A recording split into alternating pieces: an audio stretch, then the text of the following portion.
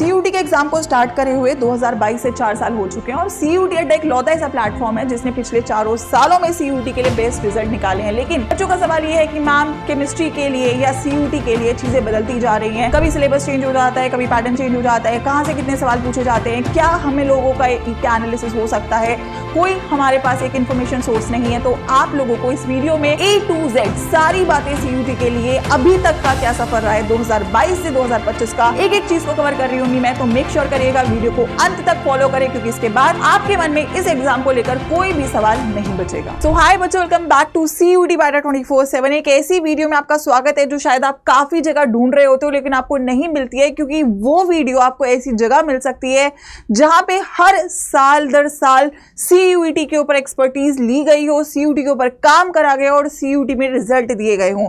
तो सीयूटी को कंडक्ट करवाते हुए बेटा यूजी कैटेगरी के लिए 4 साल हो चुके हैं और ये 5वां साल होगा सीयूटी 2026।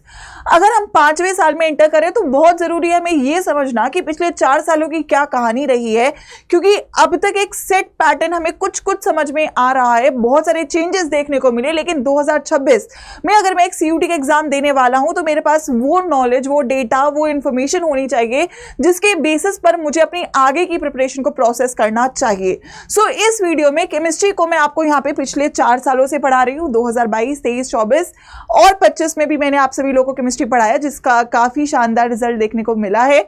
और अब हम 2026 में एंटर कर रहे होंगे, तो मैं चाहूंगी क्योंकि नया साल है, नया सेशन है, तो बहुत जरूरी है कि आप लोग ये जरूर देखें कि पिछले 4 सालों में कैसी चीजें रही हैं और किस तरीके से आप लोग को यहाँ पे आगे बढ़ना चाहिए सही मात्रा में, सही एग्जैक्ट इंफॉर्मेशन के साथ। तो 2026 वाले बच्चे जरूर यहाँ पे हैं, लेकिन 25 वाले बच्चे भी अभी यहाँ पे हैं। 22, 23, 24 और 25 4 सालों में सीयूटी में केमिस्ट्री में क्या रही है कहानी और 2026 के लिए क्या बातें आपको ध्यान रखनी है, वो सब कुछ मैं यहाँ पे इस वीडियो में कवर कर रही हूँ। सबसे पहले केमिस्ट्री की शुरुआत कहाँ से हुई, सीयूटी की शुरुआत कहाँ से हुई, तो 2022 से शुरुआत हुई। लेकिन अगर मैं बात करूँ अब तक क्या क्या कहानी रही है, अब तक आप लोगों का एग्जाम लेवल डेफिनेटली बदला है, आपका एग्जाम पैटर्न पूरी तरीके से चेंज हो गया है, आपका सिलेबस चेंज हो गया है, मेजर चेंजेस रहे हैं और चैप्टर वाइज क्वेश्चंस में भी चेंज देखने को मिला, जिसका ओवरऑल इंपैक्ट आपके रिजल्ट पे रहा है। तो एक एक पैरामीटर, अगर आप मेरे साथ 22 से जुड़े हुए बच्चे हैं या 23 पे जुड़े हैं या 24 पे जुड़े हैं, तो आई थिंक आप सभी लोगों के लिए वीडियो इंपॉर्टेंट रहेगा। कहीं ना कहीं आप कुछ ना कुछ लेकर जाओगे, आपकी कुछ मेमोरीज होंगी, आपकी कुछ कंक्लूजन्स होंगे जो आपको फ्यूचर में काम आ रहे होंगे, और हो सकता है कि जिन बच्चों का फ्यूचर में एग्जाम है उनको डायरेक्टली यहाँ पे हेल्प मिलेगा। तो मुझे कमेंट सेक्शन में ये भी जरूर डाल के जाना कि आप कौन से बैच से हो 2022, 23, 24, 25 या 2026 के लिए, ताकि इस वीडियो के साथ वो फैमिली को हम जरूर कनेक्ट कर सके जो यहाँ पे हमारे साथ इतने सालों से रही है और आगे भी बढ़ने वाली है। ठीक है, तो सबसे पहले बेटा मैं बात करूंगी यहाँ पे इन सभी चीजों का इंपैक्ट फाइनली 2026 में क्या होगा उस पे बात जरूर करेंगे, लेकिन हर एक साल की क्या कहानी रही है, क्या समरी रही है, उसको इस वीडियो में हम लोग कंक्लूड कर रहे होंगे। सबसे पहली बात 2022, याद होगा आपको वो समय जब सीयूटी शुरू हुआ था, मेरे को भी याद है। आई थिंक मेरा पहला यूट्यूब चैनल है, मेरा पहला क्या कहते हैं ये बैच रहा था 2022 का। पहली बार एग्जाम हुआ था, है ना, सीयूटी इंट्रोड्यूस हुआ था, कुछ अता पता नहीं था, कोई रेफरेंस नहीं था कि यार कौन से एग्जाम जैसा ये बन रहा होगा। कुछ लोग कह रहे थे नीट जैसा होगा, कुछ लोग कह रहे थे जेई जैसा होगा, लेकिन फिर कुछ लोग कह रहे थे कि यार नीट और जेई में तो 11th भी आती है, इसमें 12th आ रही है। अच्छा 12th भी थोड़ी अलग सी है, एनसीईआरटी में आपके कुछ चैप्टर्स डिलीटेड थे, लेकिन यहाँ पे पूरा सिलेबस आ रहा था, पी ब्लॉक था, सॉलिड स्टेट था, है ना, पेपर ऑनलाइन मोड में था। अच्छा अभी तक किसी भी पुराने एग्जाम में चाहे जेई हो नीट हो, उसमें चॉइसेस का कंसेप्ट नहीं था। यहाँ पे एक चॉइसेस का जो कंसेप्ट था वो काफी यूनिक कंसेप्ट था जो हमें 2022 में देखने को मिला। हम लोग सभी लोग बहुत अनश्योर थे कि यार कैसा पेपर होगा, लेकिन तैयारी हमने उस हिसाब से करी कि यार जो सिलेबस दिया उसके अकॉर्डिंग तैयारी करते हैं, उसके अकॉर्डिंग हम आगे बढ़ते हैं। तो काफी ज्यादा अच्छा एक्सपीरियंस था 2022 के लिए। लेकिन उसके बाद जैसे जैसे बेटा कहानी आगे बढ़ी, सबसे पहले हमारी सिलेबस में बदलाव देखने को मिला। तो अगर मैं सिलेबस की बात करूं 2022, 23 और 24 का सिलेबस सेम रहा है। तो यहाँ पे फिजिकल केमिस्ट्री में 5 चैप्टर पूछे जाते थे, जिसमें solid state, surface, solution, electro और काइनेटिक्स था। ऑर्गेनिक में जो 5 भी चैप्टर है वो तो थे ही, उसके अलावा हमारे पॉलीमर्स और केमिस्ट्री इन एवरीडे लाइफ पूछा जाता था। इनऑर्गेनिक केमिस्ट्री में अब 2 चैप्टर चैप्टर है, लेकिन पहले हमारे 4 चैप्टर्स थे जिसमें एक मेटलर्जी और एक बहुत ही बड़ा चैप्टर पी ब्लॉक पूछा जाता था जो कि बहुत ज्यादा बच्चों को तंग करता था। लेकिन यहाँ पे 2025 में एक बहुत बड़ा चेंज देखने को मिला, सिलेबस को डायरेक्टली एनसीईआरटी के ओरिएंट कर दिया गया। 5 से 3 चैप्टर हो गए, ये एक अच्छी खबर थी 2025 के बच्चों के लिए। यहाँ पे आप सभी लोगों का जो सॉल्यूशंस, इलेक्ट्रो और काइनेटिक्स, केवल ये 3 चैप्टर बचे। ऑर्गेनिक में जो 5 कोर चैप्टर है, halo alkane, alcohol, aldehyde, amine और बायोमोलिक्यूल बचे, और इनऑर्गेनिक में केवल 2 चैप्टर हो गए, डी ब्लॉक और कोऑर्डिनेशन। अब सवाल ये था कि मैम सिलेबस कम हो गया तो क्या एग्जाम अब हमारे लिए बहुत ईजी हो जाएगा? लेकिन जो एनटीए है उन्होंने एक तो तुम्हें खुशखबरी दी, बट एक तुम्हारे ऊपर उन्होंने बाउंसर और डाला, वो था एग्जाम पैटर्न का। तो अगर मैं एग्जाम पैटर्न की बात करूं, 2022, 23, 24 में पैटर्न सेम रहा था, जहां पे 50 सवाल पूछे जाते थे। ठीक है, सही सवाल के लिए 5 नंबर थे, गलत के लिए -1 था, तो 200 नंबर का पेपर था। और यहाँ पे चॉइसेस थी, जो एक बहुत ही खास बात थी, यानी कि 40 क्वेश्चंस का चॉइस दिया जाता था आउट ऑफ 50, जो कि बच्चों को काफी कंफर्टेबल बना देता था। और बच्चे कुछ टॉपिक्स को छोड़ भी देते थे कि यार ये टॉपिक अगर आ जाते तो उसको मैं छोड़ दूंगा, चॉइस है। तो कहीं ना कहीं वो एडवांटेज बच्चों के पास थी। लेकिन जैसे ही 2025 आया बच्चों, यहां पर फिर से एक बहुत ही बड़ा चेंज देखने को मिला। क्वेश्चन 50 ही रखे, मार्किंग स्कीम वही रखी, लेकिन टोटल मार्क्स यहाँ पे बढ़ गए। राइट, तो टोटल मार्क्स इसलिए बढ़ गए बेटा क्योंकि उन्होंने सिलेबस कम करने के साथ एक बहुत ही इंपॉर्टेंट चीज को बदल दिया, वो है चॉइस। पहले आपकी चॉइस दी जाती थी, लेकिन अब उन्होंने कहा कोई चॉइस नहीं है, सारे सवाल करने हमारी तरफ से। So it is going to be a paper जो होलसम हो गया है। सिलेबस को आप छोड़ नहीं सकते हो, आपको पूरा ही पढ़ना पड़ेगा, कहीं से भी कुछ भी आ सकता है। तो यहाँ पे फुल मार्क्स लाने की प्रोबेबिलिटी डिक्रीज होनी स्टार्ट हुई। ये इस साल की बात है और ये साल काफी हद तक अगले साल को इंपैक्ट करेगा क्योंकि नए चेंजेस है। ये चेंजेस 2026 में कंटिन्यू करने के पूरे चांसेस हैं, ये ऑब्वियस सी बात है। तो ये 25 वाले बच्चों के लिए बहुत नया था, उनको पता ही नहीं था। मतलब आई थिंक 2-3 महीने पहले हमें ये बात पता चली कि हो गया है, वरना हम पूरा सिलेबस पढ़ रहे थे और इसका प्रैक्टिस भी नहीं किया था। प्रैक्टिस भी हम उसी माइंडसेट से कर रहे थे कि अब चॉइस तो आती है तो कुछ तो छोड़ देंगे, कुछ चीजें इंपॉर्टेंट नहीं है। लेकिन उसके बाद जब अब मैं 2026 वाले बच्चों की बात करूं, उनके पास पूरा साल है, उनके पास ये माइंडसेट नहीं होना चाहिए कि यार मैम अब हमारे पास नई बात है, अब हमारे को इसके अकॉर्डिंग ही प्रिपेयर करना है। ये आपके मन में बैठना बहुत क्लियर है। तो ये हुआ एग्जाम पैटर्न की बात। अब मैं सेक्शन वाइज भी इसका इंपैक्ट देखने को मिला। 2022-23 में लगभग सेम था क्योंकि 22 में पेपर शुरू ही हुआ था, तो उसमें उसी जो पैटर्न था उसको 23 में काफी हद तक रिटेन करा गया, बहुत डिफरेंस देखने को नहीं मिला। तो अगर मैं फॉर एग्जाम्पल बात करूं तो यहाँ पे 11 से 14 क्वेश्चन फिजिकल से आते थे, ऑर्गेनिक से 17 से 20 क्वेश्चन आते थे और 10 से 14 आपको इनऑर्गेनिक से देखने को मिलते थे। तो ऑर्गेनिक सबसे ज्यादा हाई वेटेज रहा क्योंकि सिलेबस में नंबर ऑफ चैप्टर्स भी ज्यादा थे। लेकिन जब 2024 आया तब तक सिलेबस नहीं बदला था बच्चों, लेकिन आपको एक चेंज की आभास यहाँ पे हुआ कि जब हमने देखा कि उन्होंने जो एडिशनल टॉपिक्स थे उससे क्वेश्चन ही नहीं दिए, और ये ऑफलाइन वाला पेपर था हमारा 2024 वाला, तो इसमें हमारे क्वेश्चंस ऑर्गेनिक के अचानक से बढ़ गए क्योंकि उन्होंने क्या किया, फिजिकल और इनऑर्गेनिक के डिलीटेड सेक्शन से क्वेश्चन ही नहीं दिए, है ना। तो यहाँ पे आपको देखा 10 से 13 लगभग सेम ही थे, लेकिन वो टॉपिक्स नहीं छुए उन्होंने, सॉलिड स्टेट नहीं छुआ उन्होंने, सरफेस नहीं छुआ। ऑर्गेनिक के क्वेश्चंस बढ़ गए, ऑर्गेनिक के कोर रिएक्शंस वाले क्वेश्चंस बढ़ गए, यहाँ पे इनऑर्गेनिक के थोड़े घट गए क्योंकि पी ब्लॉक नहीं पूछा। बच्चों को लगा यार ये तो बहुत ही अलग हो गया, हम तो पूरा पढ़ के गए थे यार, ये तो पूछा नहीं इन्होंने, चॉइस थी तब भी। तो काफी हद तक मैं बोलूंगी कि 2024 का पेपर ना अच्छा पेपर था क्योंकि बच्चों के लिए पॉइंट ऑफ व्यू से वो अच्छा था। कहीं ना कहीं ऑफलाइन पेपर था तो वो प्रेशर अलग था, लेकिन as a paper setting it was a good paper. फिर हमें ये लग रहा था कि यार अभी तो सिलेबस वही रहा है जो सिलेबस पूछा जा रहा है, तो ठीक है हो सकता है ऑफलाइन पेपर था तो इसलिए उन्होंने नहीं पूछा होगा, लेकिन 25 में तो पूछेंगे। लेकिन 25 में फिर वो ड्रास्टिक चेंज आया जिसमें उन्होंने सिलेबस को ही रिड्यूस कर दिया। तो जो आपके नंबर ऑफ क्वेश्चंस इस बार देखने को मिले, ऑल्दो इस बार मैं बोलूंगी कि आपके क्वेश्चन का टाइप काफी हद तक बदला। फिजिकल जो बच्चों को ज्यादा नहीं पूछी जाती थी, इस बार फिजिकल मतलब इस बार ना शिफ्ट वाइज चेंजेस देखने को मिले। मतलब अगर मैं बोलूं कि 12 मई या 11 मई जो हमारा डेट्स थी और हमारा लास्ट में जून तक पेपर रहा, तो जो अलग अलग फेसेस में एडमिट कार्ड आए, तो स्टार्टिंग के जो 3 शिफ्ट के पेपर थे वहां पे फिजिकल ज्यादा नहीं पूछी गई, फिर अगले 3 दिन में फिजिकल फिर पूछने लगे, फिर अगले 3 दिन में फिजिकल को थोड़ा सा लिमिट करा, और जैसे से एंड में बढ़ा तो फिजिकल आपकी कम हुई। तो मतलब it was like a mountain type paper, मतलब easy, moderate, slightly difficult, moderate, easy, आखिरी शिफ्ट इजी हो गया। तो ये लेवल 2025 अभी के पेपर में में देखने को मिला है। शिफ्ट वाइज ये स्लोप, अब मैं बोलूँ इसे माउंटेन स्लोप आपको देखने को मिला। और ये जनरली हमने सीयूटी में केमिस्ट्री में मैं बोलूँ तो मैंने ऑब्जर्व किया है कि पहली शिफ्ट ईजी पूछी जा रही है, आखिरी शिफ्ट ईजी पूछी जा रही है, बीच में पेपर का डिफिकल्टी लेवल बढ़ा।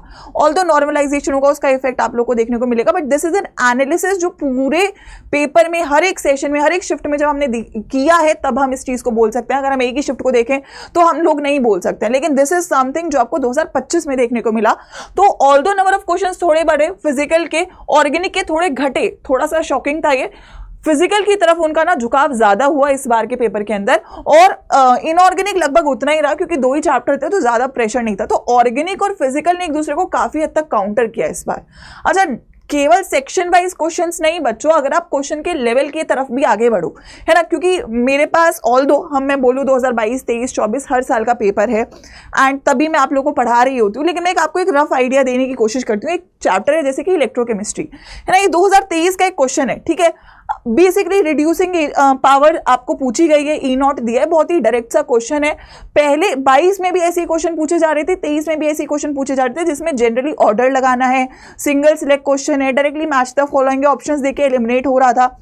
ऐसे क्वेश्चन 22-23 में पूछे जाते थे, लेकिन जैसे ही मैं 2024 में बेटा जाऊंगी, है ना, जो 2024 का पेपर आपका था वैसे भी एक ही 2 शिफ्ट में पेपर था, इलेक्ट्रो बहुत टफ आया था, केस बेस्ड पूछा था, वही पूरे पेपर में डिफिकल्ट था।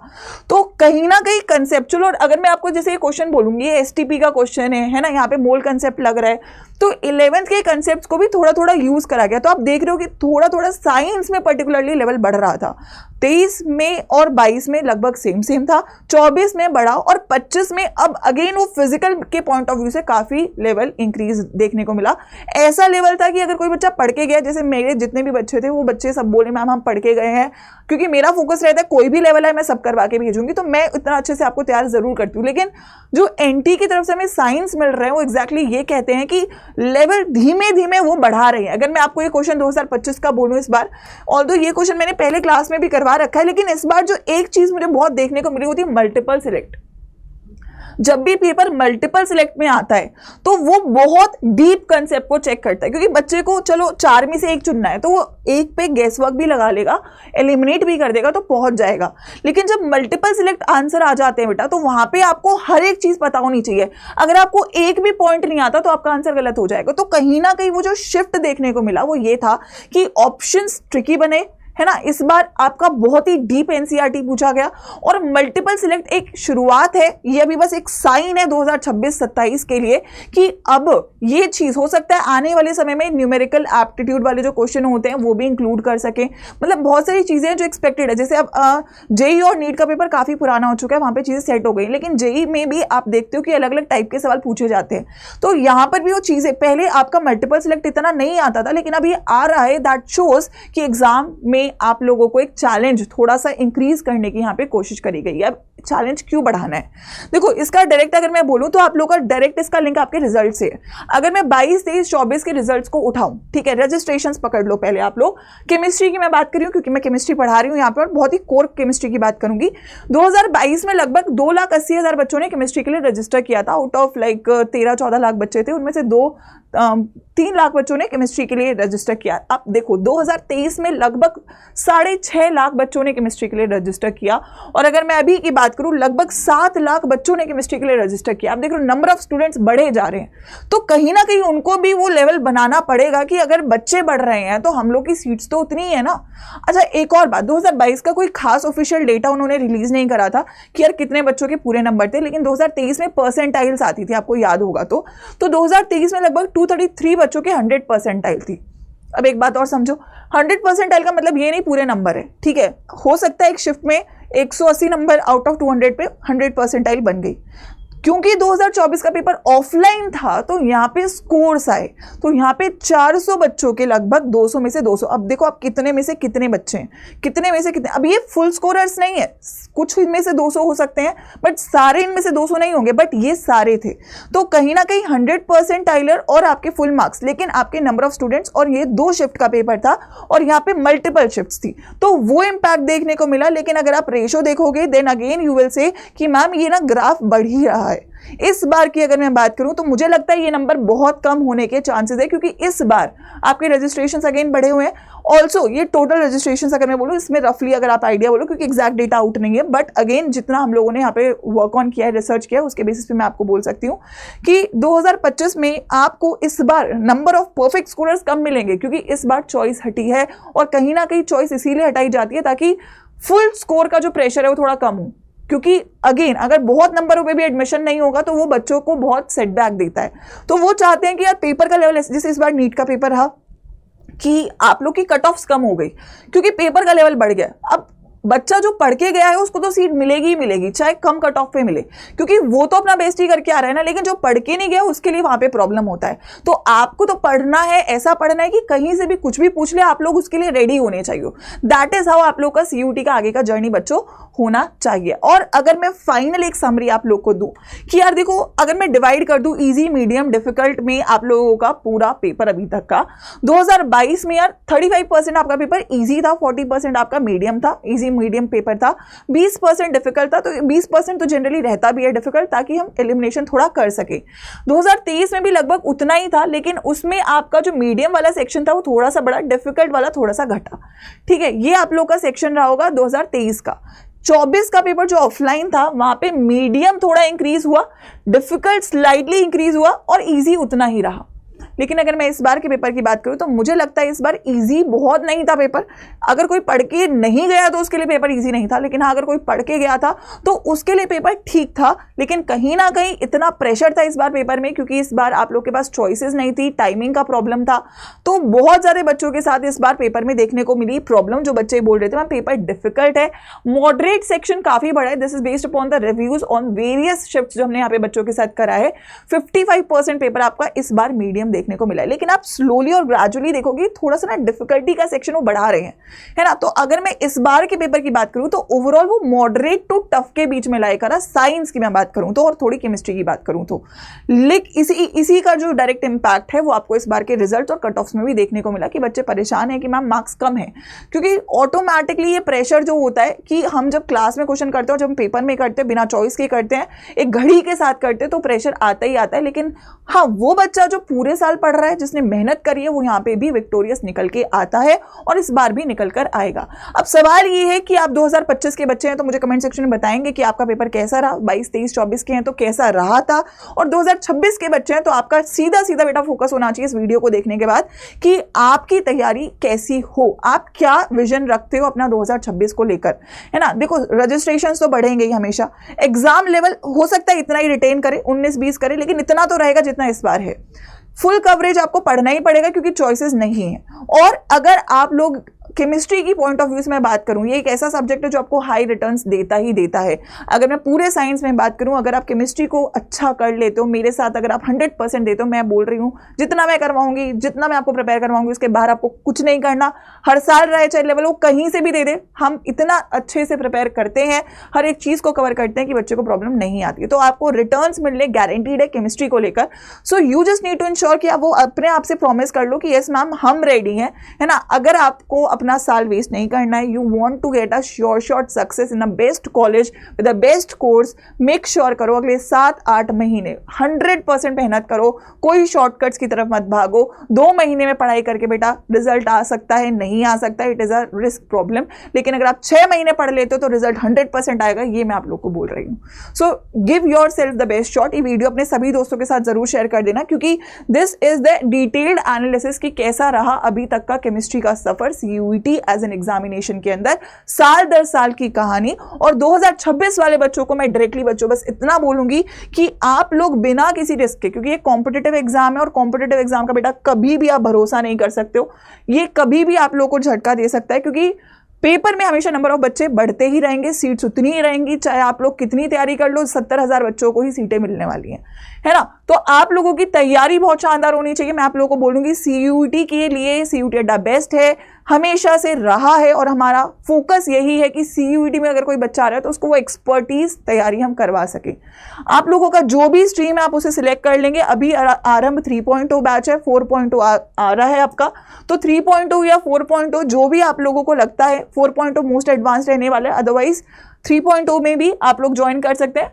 और दोनों ही बैचेस के लिए जो आपको कोड यूज़ करना है, क्योंकि अभी सेल बेटा मैक्सिमम है, बहुत ज़्यादा डिस्काउंट्स भी अवेलेबल हैं, तो आप Y513 कोड यूज़ करोगे, आपको ये बैच मिल जाएगा 7000 कुछ का। 7000 में आपके सारे डोमेन्स हैं, physics, chemistry, maths, bio, English, GAT, 6 subject हैं, सभी का टेस्ट सीरीज है, फुल सिलेबस है और पूरा वैलिडिटी है आपके लास्ट तक के लिए। तो आई थिंक अगर आप CUT को लेकर सीरियस हो, बिना किसी देरी के शुरुआत कर दो, क्योंकि ये एग्ज़ाम अब आप लोगों का फाइनल स्टेज में पहुंच रहा है। इनिशियल स्टेज खत्म हो चुका है। अब जो बच्चा सही तरीके से तैयारी करेगा वही रिजल्ट के पास पहुंच पाएगा। और मैं ये ज़रूर बोल देती हूँ कि जितने भी बच्चे यहाँ पे मेरे साथ जुड़ने वाले हैं, यहाँ पे उनको कभी भी प्रॉब्लम नहीं आने वाली है, क्योंकि I am very much sure कि जिस तरीके से मैं पढ़ाती हूँ, तैयार करवाती हूँ, हमेशा से रिजल्ट रहे हैं और इस बार भी उससे बेहतर ही रहेंगे। आप लोगों को डिसाइड करना है कि आप लोग कितना श्योर हो रिजल्ट लाने के लिए, right. So make sure best choice करो। कमेंट्स में बता दो कैसी लगी आप लोग को वीडियो, क्या ये आपके लिए हेल्पफुल थी, आप किस सेशन को बिलोंग करते हो, और बैच को ज्वाइन कर लेना यूजिंग द कोड Y513, क्योंकि मेरा कोड है। और कोई दिक्कत आती है, आपको किसी भी चीज़ का डाउट रहता है, तो you have my email ID, आप लोग मुझे डायरेक्टली रीच आउट कर सकते हो अपने नाम, अपने कॉन्टैक्ट नंबर के साथ on the email ID which is ayushi@sharma@adda247.com।